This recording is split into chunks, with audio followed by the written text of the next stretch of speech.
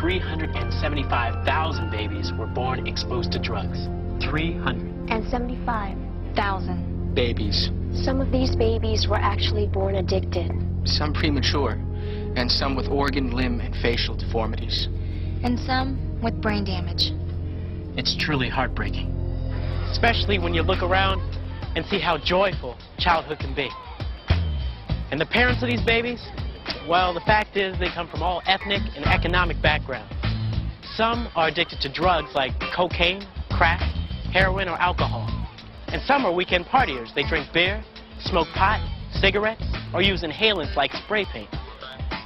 What's so frightening is that experts now believe even small amounts of alcohol and drugs can put a baby's health at risk, including a lot of over-the-counter medicines like cold remedies, cough syrup, and aspirin.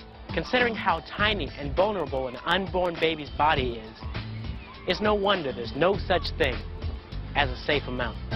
Surrounding the baby inside the mother's womb is the placenta, the organ that transfers nourishment from the mother to the baby. Not only does the baby receive nutrients that are good for the baby, but the baby can also receive drugs and alcohol, which easily cross the placenta. Because the baby is very immature. All of its organs are just forming. And consequently, the baby's unable to break down these drugs as quickly as your adult body can break them down. So the baby will be affected by these drugs long after you have no effects. And in fact, some of the breakdown products, for example of cocaine, are even more powerful in terms of their impact on the baby, because it's actually broken down differently inside the baby than in an adult. And it's more of a neurotoxin, more of a toxin to the baby's developing brain than is cocaine in an adult. The bottom line is, it's not just the pregnant woman who takes the drink or uses the drug. Her baby does too. Another very important factor in the way drugs affect unborn babies is how far along they are in their development. You see, there are various stages in the growth of an unborn baby, and each stage can be affected in different ways. Pregnancy is broken down into three-month periods called trimesters. Each of these trimesters is different, yet equally important, in terms of the growth and development taking place in the baby. All drugs can change or even stop this development. For example, in the first trimester, there's rapid growth and development of the baby's vital organs, like the heart, lungs, liver, and kidneys, as well as the brain and spinal cord. As a matter of fact, the brain and spinal cord are the first systems that begin to develop even before the heart. Exposure to drugs like alcohol, cocaine, crack, and heroin can interfere with this development. Brain damage caused by drugs can affect the child's capacity to think, while spinal cord damage can affect the ability to walk. Malformations can also occur in vital organs, such as the kidneys, and with developing arms and legs. For example, sometimes various organs lose their blood supply because the cocaine is what we call a vasoconstrictor. It causes the blood vessels to clamp down. So the baby can in fact kill a part of its bowel. And so the baby, when it's born, will have what's called a bowel obstruction, and will need to have surgery so that it'll be able to eat. Other times we see that the baby might actually lose some of its fingers or toes because, again, the blood supply to those organs was cut off as a result of being exposed to cocaine. It's suspected that the third week of pregnancy is when alcohol in particular can do most of its damage. From the 8th week right up to birth, the baby undergoes its greatest weight gain. Exposure to drugs during these crucial weeks and months can slow down the baby's overall growth and cause mental and behavioral problems. Drugs can also cause the baby to be born prematurely, in other words, before the full 9 months are up. These babies are underweight and can have a smaller than normal head. As you can imagine, This could have a serious effect on intelligence, but the problems don't stop here. Babies exposed to drugs like cocaine, crack, or heroin can actually be born addicted to them. With heroin, they experience withdrawal symptoms, shaking, vomiting, seizures, even death, just like an adult would. The only difference, of course, is these are just tiny little newborn babies. The baby is usually very, very jittery and will move incessantly in its crib. Sometimes it moves so much that it'll actually rub off the skin from its chin, its knees, its elbows. So the syndromes can be quite terrifying, in fact, to watch.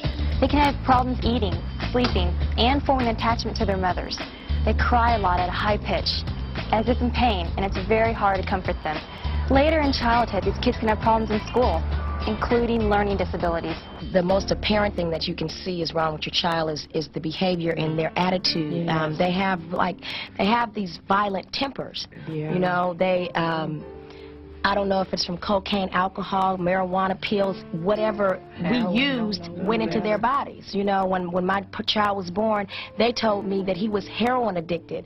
And I couldn't understand that because I never used heroin to my knowledge. But what they're putting in drugs today, you don't know what you're smoking. You don't know what you're taking. You know, you probably don't know what you're drinking. I have a 7-year-old.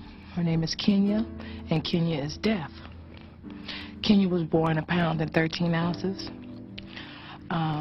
You don't have to have a child born to have any problems using cocaine. You can use alcohol and marijuana. And you tell yourself that's okay, but it's not okay. I drank a lot. I used a lot of heroin. I used a lot of cocaine, a lot of black beauty. I mean, I just used everything. I wasn't aware that I was even pregnant with her until I was 7 months pregnant. I never felt her move. Tiffany was born what they call a stress baby. She didn't know how to swallow. She was having severe withdrawals. I never got to see my baby. They took her from me, and I found her strapped to a metal table. And they had tubes all in her and down her throat, and they wouldn't tell me anything. But I knew in my heart what it was from. Amazingly, though, studies show there is hope for these children. Hope that with a lot of love and care, they can overcome some of their problems. But cocaine, crack, and heroin aren't the only drugs that can cause serious problems for an unborn child. Nicotine, the drug found in cigarettes, for example, can cross the placenta and cut down the flow of blood, nutrients, and oxygen the baby needs. This puts the child at risk for breathing problems, such as bronchitis and asthma later in life. It can also cause premature births. Or worse, the pregnancy could end in a miscarriage, meaning the baby dies before it's even born. If you're pregnant, it's definitely important for you to stop smoking altogether, or at least cut down as much as you possibly can. The reason is that smoking during pregnancy is associated with an increased chance of miscarriage and of having a low birth weight baby. Now you might say, what's the problem of having a little baby? It's just a miniature baby. But those babies have many more complications in the nursery, and they're more likely to have potentially some developmental problems later. Smoking marijuana can cause some of the same problems and more. Sometimes babies exposed to marijuana are born with tremors. They can be unresponsive to things that go on around them. And later on, they may have learning disabilities. But there's one drug that's been proven to actually cause mental retardation and abnormalities of the face and body. One drug whose effects can be irreversible. This drug is legal, it's easy to get, and it's even advertised. Alcohol. It's all around you. On TV, in the movies, wherever you look. But it can be one of the most harmful substances to an unborn baby. Exposing a baby to alcohol before birth can cause a condition known as fetal alcohol syndrome, or FAS. Believe it or not, FAS is the #1 preventable cause of mental retardation. A baby suffering from FAS can have an abnormally small head and, as you can see here, an underdeveloped brain. The brain of the child exposed to alcohol is much smaller than the brain of the child who has not been exposed to alcohol. In addition, it's smoother. The normal brain has lots of little curves and grooves and holes and bumps in it. All of those represent brain cells.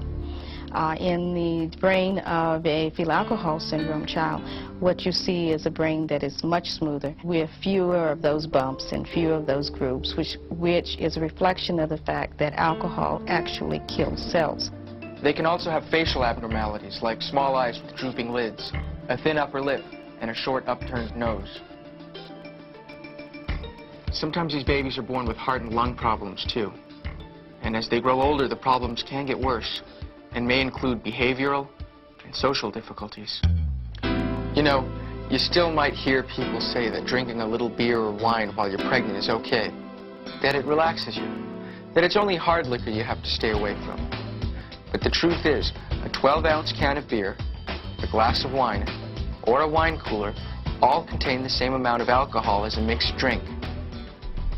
Alcohol is alcohol.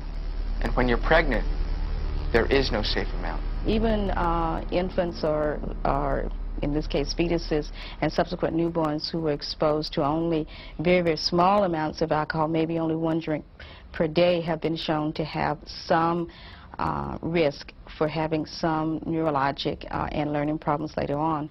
So the recommendation at this point is that there's no safe level of alcohol usage during pregnancy. The problems we've been describing are just a few of the devastating ways drugs, alcohol, and tobacco can affect an unborn baby.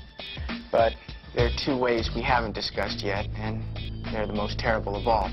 The first one is AIDS, which you probably know can be transmitted by injecting drugs using a needle contaminated with the virus.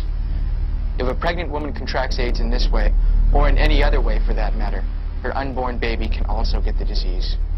Just as tragic is something called sudden infant death syndrome, or SIDS. It happens between the ages of 1 week and 1 year. Everything seems to be okay with the baby, and then one night it dies in its sleep. Nobody knows exactly why it happens, but they do know that it happens more often to babies who are exposed to certain drugs before birth. We've seen how drugs can affect an unborn baby and a growing child. And while this is undoubtedly the most awful consequence of using drugs during pregnancy, it's not the only one. Parents and relatives of these children pay a heavy emotional price. One of my sons died, though. I have a daughter and a son who was 1 drug exposed.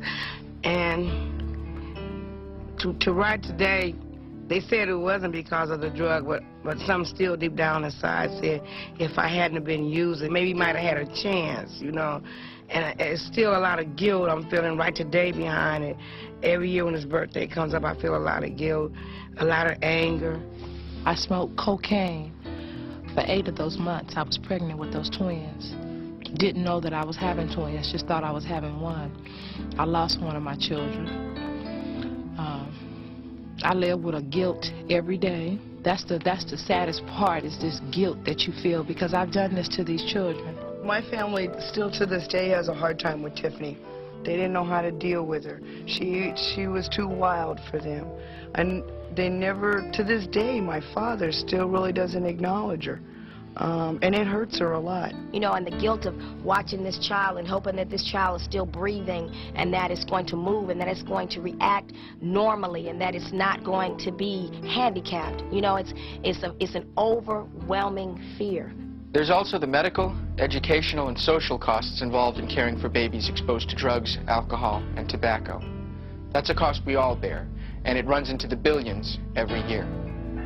You know, sometimes when people think about what it would be like to be a parent, they focus on how great it would be to have someone to love and love you back. To take them to the park or the movies, play ball, stuff like that. But that's only a small part of what parenting is really all about. Parenting is more about responsibility, you know, providing food and a home, clothes, and an education. Yeah, it's about setting a good example and taking the time, even when you're tired or sick, to be there for the child. And as we've seen, a big part of that responsibility begins even before the child is born, making sure they get the best possible start on life by not exposing them to alcohol, drugs, or tobacco. That probably seems like mostly the woman's responsibility, and that is true. It is, but males have an important role too. By supporting and encouraging the woman to take care of herself and to avoid doing anything that could jeopardize the baby's health. And it's important for the male to avoid using drugs himself, like cocaine, which is now believed to affect a man's sperm, and cigarettes, which create secondhand smoke that can harm the mother and her baby. But there is still a lot more that we need to learn about what happens when babies are exposed to drugs, alcohol, and tobacco. But one thing is for sure. Every time a pregnant woman takes a drink, uses drugs, or smokes, her baby's chances for a healthy start and a productive life are reduced. And there's nothing that little baby can do about it.